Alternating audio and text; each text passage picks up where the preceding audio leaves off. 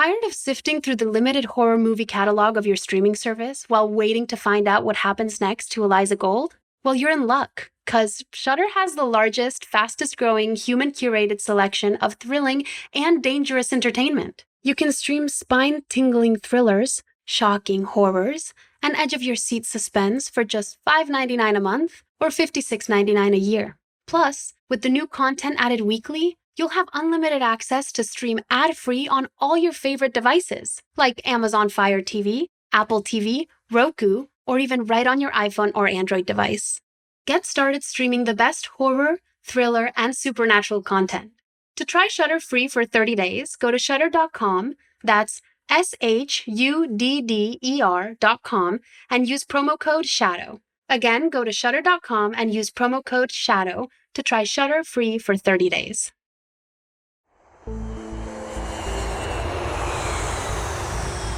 The Shadow Diaries from Studio 71 and Snarled Entertainment.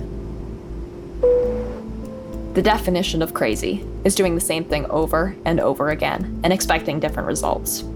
So me strategizing a way back to Eliza to somehow save her from dark forces when I'd failed so miserably only hours before was obviously truly fucking batshit crazy. In reality, I should have been crying my eyes out on the way home, deeply saddened by losing my job and feeling like a total failure. I felt angry, and then that anger turned into determination. I saw a farewell text from Eliza, my brief best friend and forever pop princess, as a cry for help, but not a goodbye. I saw my dad's house as not a place to recoup from trauma, but a bunker to hide out until I came up with a new plan to fight against forces of centuries-old evil. Like I said, I was batshit crazy. The hazy morning light blasted into my eyes as I exited the terminal. I squinted in search of my dad's Honda sedan. Dad! Being the most punctual human I knew, he was already posted up out front waiting for me. He hopped out of the car, opened his arms, and gave me a big hug. It should have felt good to be home, but instead it just made me anxious. I had to tread carefully here, and appearing sane was key. We drove in silence as we left the airport. On the plane, I had thought about what I should tell my dad. I didn't want to make him worry, so I composed a highlight reel of half-truths from the tour. After all, he didn't know these people. Chuck wasn't my professor, he was a boss I had. And Marilyn the Terrible wasn't an angry headmaster. She was a sadistic, possibly demonic music manager, so it was easy to spin a story. Music business is weird. People are strange. Never meet your heroes. Money and power corrupts. The truth was even crazier than something I could make up. And if the story was too controversial, they may not run it. These were the risks of being a real journalist. Real world can be scary, am I right? At last, he broke the silence. The good news, hon, is that you're young with plenty of time to grow. Remember, it's not what we achieve, it's how we grow that matters. So you're not mad at me? Mad at you? I just know how proud you were of me. I didn't want to let you down. Never in a million years. Shana, I got a strange email. If there's anything you want to talk about... I shrugged. No idea what he could be referring to. And that's when he showed me the email on his phone, written by none other than Christine, the conniving bitch with vocal fry. Subject heading was, "I think you should know." Below it was a formal complaint from Eliza's team, alleging behavior that was out of the ordinary, and encouraging my dad to seek out psychiatric care. They're claiming you acted irrationally on the job, that you kidnapped Eliza, that you were a threat. I told you these people are awful. I had evidence that they were conspiring to steal from Eliza, and they probably wanted to hide what I had to say. It's total BS. They're just covering their asses trying to scare you. Oh. Well, damn. Fucking showbiz jerks screwing with my little Shana. Let's just get you home. Get some rest. Live to fight again, champ. As Dad carried my bag up the stairs, he went over the plan he'd masterminded to get my belongings shipped from New York where my 3-month lease had just expired. Which will fit perfectly on one pallet. Got a great deal on it, too. Way cheaper than the moving company. Good thinking, Dad. Anyways, I'm gonna go watch the Sixers game. That sounds good. Love you. Love you, too. Ah, shit. They're already down by 10. God damn it. With Dad having bought my conspiracy theory, I felt a sense of relief. If I had told the truth and claimed a demonic legion was out to get me, he would have sent me to a shrink. But an innocent pop star being ripped off, that shit is like a morning Facebook rant for Dad.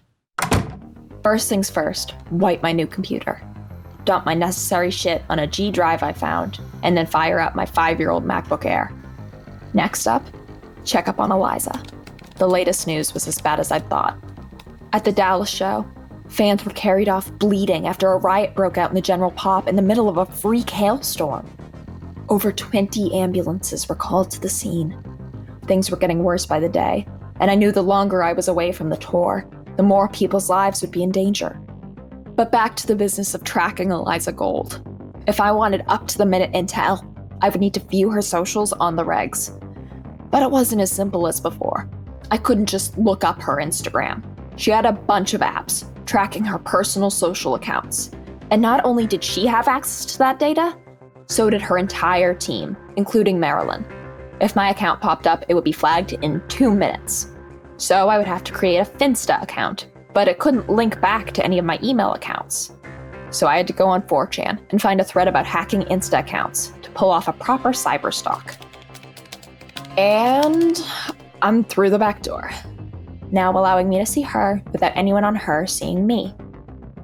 Unburdened by my own online persona, I sat back in bed and visited my friend. First, there was a video posted on Stories, literally an hour after I had checked out of the hotel. Hey guys, it's Eliza. I just wanted to reach out to all of you guys and tell you how blessed I feel to be able to perform every day, but also to start a new thing called Crew Appreciation Day. It really does take a village here. I mean, we've got my tour manager, Russell, who keeps me on point, my stylist, Drew, who makes me look so cool, my backup dancers who are just the fucking best. I really don't know what I'd do without all of them, especially my boyfriend, Cooper, who I love so much, and his mom, Marilyn, who manages me.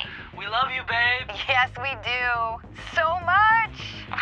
I love you too, guys. This was an obvious cover, right? Something to make everyone feel safe that the satanic plans were back on track. A picture show of flirty debauchery.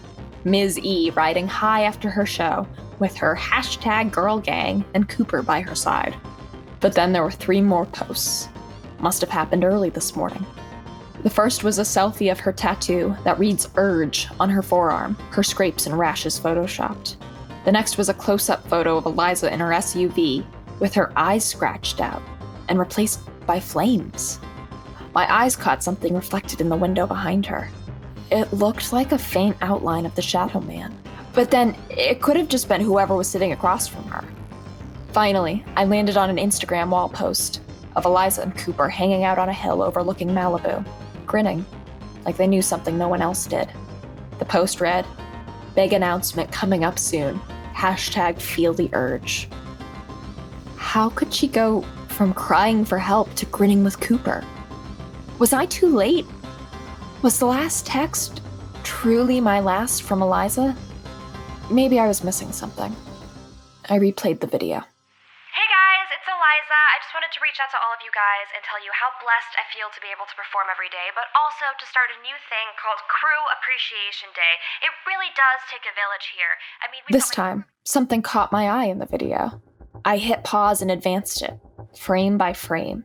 As she lifted her arms to gesture, just at the bottom corner of the screen, I could make out something odd. I screenshot it, then zoomed in. Was she in a hospital? Holy shit. Was that an IV tube stuck in her right arm? I looked at the last things she had texted me. Things around me are about to really change. Different people, more meds, like they were preparing me for something. Was this what they were preparing her for? What was the big announcement, and how many more people would have to be put at risk from the Divinity and their possession of Eliza Gold?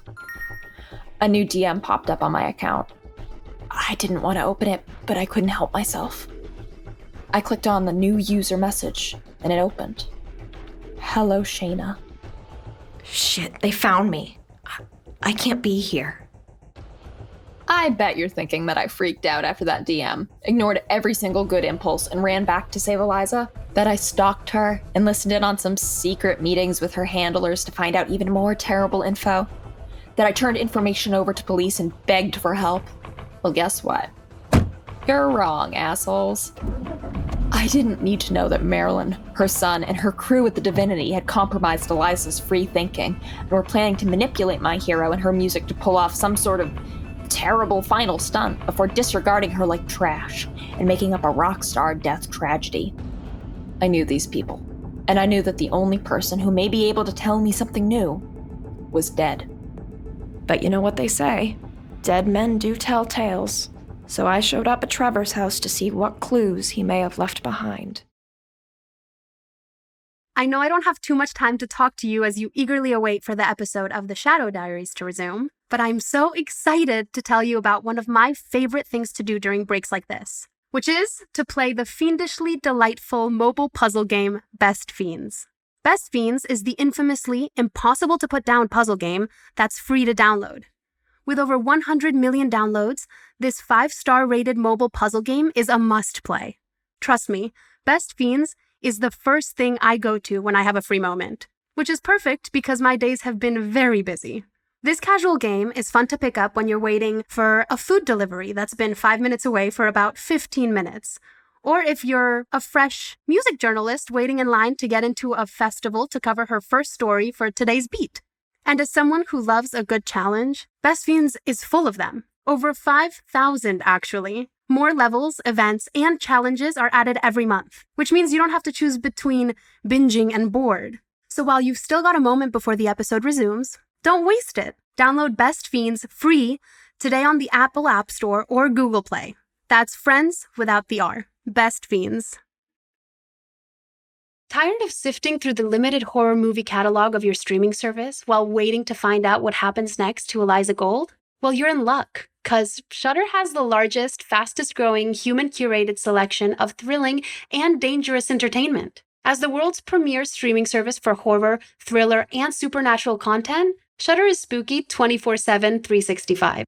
You can stream spine-tingling thrillers, shocking horrors, and edge-of-your-seat suspense for just $5.99 a month or $56.99 a year. Plus, with the new content added weekly, you'll have unlimited access to stream ad-free on all your favorite devices, like Amazon Fire TV, Apple TV, Roku, or even right on your iPhone or Android device. With a unique and vast collection of exclusive and original films and series, horror classics, and blockbuster hits, Shudder will always have a good scare in store for you.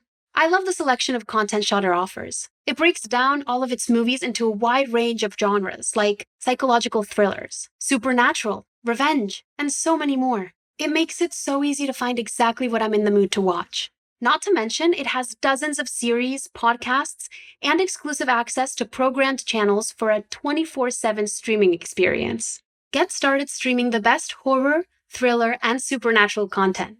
Shudder's expertly curated collection includes titles like the acclaimed Tigers Are Not Afraid, One Cut of the Dead, Revenge, and the Creepshow TV series produced by Greg Nicotero and based on the famous films by George Romero.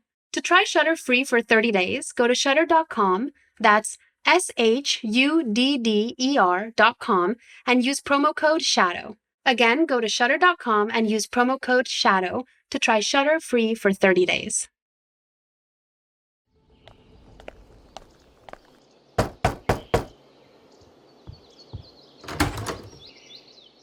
Hi there. I'm a friend of Trevor's.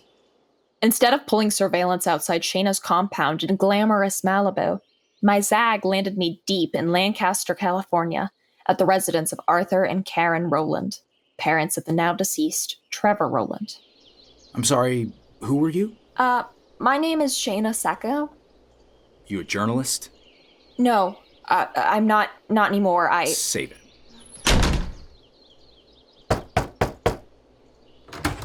Please, sir. Our son didn't do anything wrong. I know he didn't. Who's at the door? It's no one, dear. I'm just a friend. A friend since when? I never heard of any Shana he was friends with.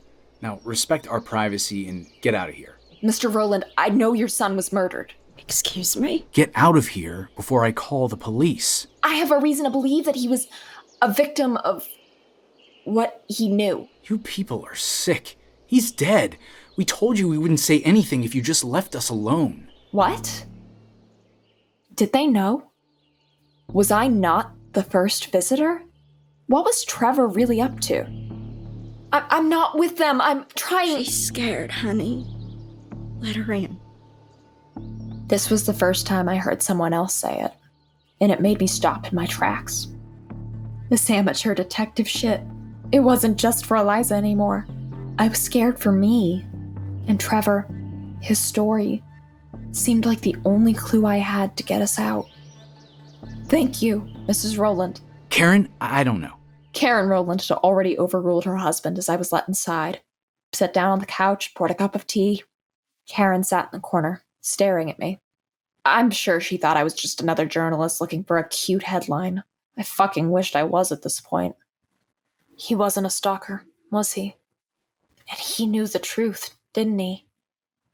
Mr. Rowland sat down next to his wife and consoled her. She was still crazy raw from the death. Trevor was a good kid, aspiring musician. When he first met Eliza, things were great. He called us after a small club show she did in Los Angeles a couple years ago and told us they really hit it off, that the rumors weren't true. She wasn't a drug addict, she wasn't crazy, she was just lost, and that in him she found something to keep her sane. They made music together. Honestly, none of it was very good, but he was in love with her for sure, followed her everywhere like a puppy dog. And then one day, he called and told us Eliza was a part of some new community, that she met this guy named Cooper and his mama, that she needed to be with Cooper and to be with Trevor, whatever the hell that meant. But he was an artist, and we couldn't argue with him. Eliza got popular again, and Trevor stayed on her team, from one odd job to the next. Every time a little farther from the inner circle, like a pet shop puppy dog turned to a stray. How could you tell things were turning bad? Did he say anything? Did he say something? Arthur didn't believe him, did you? It was crazy. Devil worshippers, a hex, a music producer who's really a witch. How could I possibly believe that? We told him to come home. He refused. We told him to call the cops. He said they know the cops. He said she was in trouble. He told us he had a way out and he had to save them both. And then we heard nothing for weeks. A text message here, a text message there. Before he showed up here, looking like crap. Stayed up in his room with the door locked for 2 days. And in the middle of the night, he disappeared.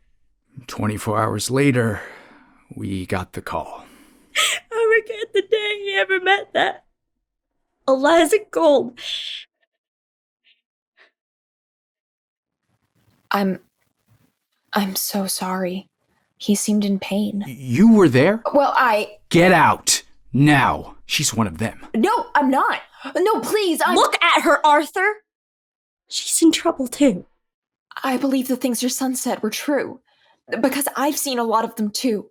And I've had a lot of deadheads trying to finish the work he was doing. But if you just let me look in his room, maybe he left something that could help me before it's too late for me and the same thing happens. You're just as far gone as he was. Honey, she needs our help. Trevor would have wanted us to give it to her. Trevor's dad got up and left the room. He was furious, but had given up on the fight. If you want to take a look in his room, I guess I'm fine with that. As long as you keep it to yourself and never come back here again. Okay? Yeah, please, that would be great. Okay. You got 5 minutes, sweetie. Thank you so much. I'll be quick. I never knew Trevor, but his room wasn't all that different from mine. Records, posters of Radiohead and REM, a guitar.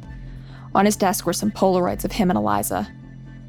Beside these, some old CDs with Eliza/Trevor Demo 1, 2, and 3 written on them. I opened the drawer on Trevor's nightstand and found his phone. It was password protected. I took a seat, thinking what it could be when I spotted his memorial card pinned to a corkboard. It felt macabre, merciless, inhumane, an invasion of privacy. Under any other circumstances, I could have never gone through with what I was doing. But yet, drastic times call for drastic measures. I typed in his birthday. 0901. Boom. It opened. I scrolled back in his text messages to 3 months ago. They texted back and forth about the Divinity and beginning signs of her sickness.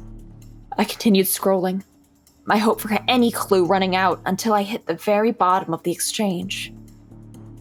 Oh my God. He found a lone survivor. Virgil told us about a lone survivor. Someone he heard rumors about. If he knew, maybe more people did.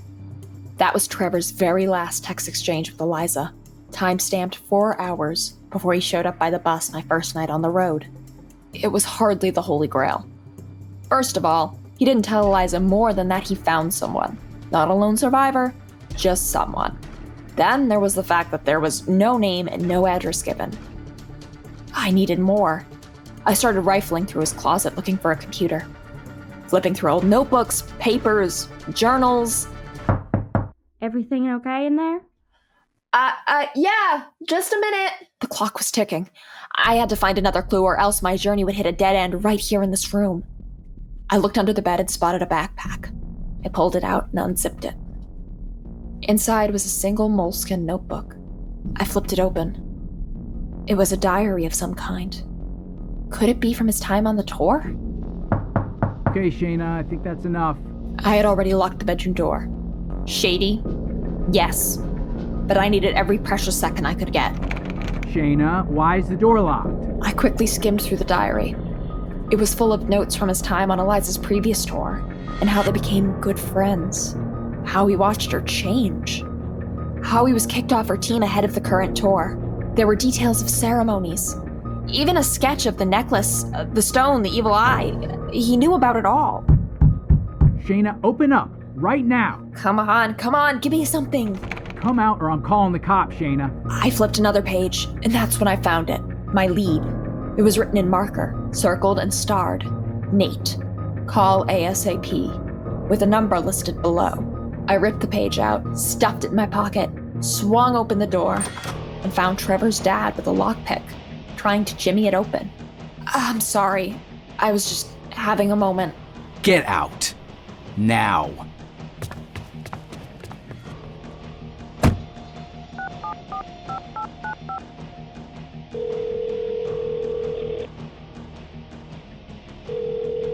Hello, Jana speaking. Hi. Is Nate available? Nate? He isn't able to come to the phone if that's what you're asking, but I could schedule a visit for you. Would you like to set a time? Yes, I would. May I ask your name, please? Stella. My name is Stella. Friend or family? Family. Where are you located exactly? I got the location and all the other necessary information. It was 3 hours west. A visit? I had no idea who or what I was visiting. No business name appeared on the Google search, and the only Street View image of the address showed a dirt road through a forest. I wanted to call back and ask for more information, but on the off chance that it would ruin my ploy, I put in the address and prayed. As I started the car, I saw an elderly woman staring at me as she took out her trash. She had cataracts, like the ones I'd seen on the men who attacked Virgil, and later at the show in Austin. I looked away as my mind turned on me, and that rush of paranoia returned. I knew the power these people held, the lengths to which they would go to stop anyone who might want to compromise the agenda of the Divinity. And here I was, a wild card, an unknown variable, out there doing God knows what. I wondered if I was on their radar now, if I was being watched. I looked out the window again, and thankfully the elderly woman was gone. I was just about to take off on my journey to the mysterious address in Calabasas, just north of LA, when I got an alert on my phone. Troubled rock star Eliza Gold will play Voodoo Fest this weekend in a surprise appearance announced by her manager Marilyn Rose. Despite safety concerns about Eliza's fans at recent performances, the festival director said they will make safety a priority. Whoa. Voodoo Fest rivaled the likes of Coachella and Bonnaroo with tens of thousands in attendance. Eliza's biggest concerts to date were barely a quarter the size and were already descending into anarchy, sending dozens to the hospital or worse. The thought of the mayhem that would be unleashed with 60,000 fans being taken over by demonic forces left a sudden pit in my stomach. As I started off for the freeway, a strong feeling came over me. It wasn't psychic or even intuition, just a knowing that the Voodoo Fest show could not go on, and I had to be the one to stop it. But first, I had to find the lone survivor. The Shadow Diaries, directed by K. Asher Levin, written by K. Asher Levin and Zach Imbrogno. Episodes 2, 5, 8, and 9, co-written by Matt Worley. Produced by Gail Gilman and K. Asher Levin. Edited by Fitz Harris. Executive producers Michael Schreiber, Dave DeVries, Stephen Pearlstein, and Gail Gilman. Starring Madeline Petch as Eliza Gold and Kara Hayward as Shana Secco. Featuring Constance Zimmer as Marilyn Rose, K. Asher Levin as Chuck, Markia McCarty as Priya, Clint Howard as Dr. Summers, Lydia Hurst as Christine, Davi Santos as Trevor, Carter Jenkins as Cooper Rose, Gerald Webb as Virgil, co-produced by Andrew Seeley, Josh Falcon, audio engineer, Annalise Nelson, associate producer, music provided by Gramoscope, mixing by Peter Lipinski, podcast cover art by Dak Schaefer, script supervisor Rebecca Samini. Additional featured voices by Zach Imbrogno, Sarah Lukasiewicz, Danny Gonzalez, Patrick Hambrick, Danielle Hootmer, Lauren Stevenson, Marina Ashfar, Zach Justice, Brighton Sharbino, Saxon Sharbino, Jimena Medina, David Warwick, Max Sternbaum, Jack Donnelly, Zeke Thomas, Dustin Moat, Brady Morphy, Sarah Sinsel, Dylan Swimmer, Ella Swimmer, Kira Lukasiewicz, and B. Busta.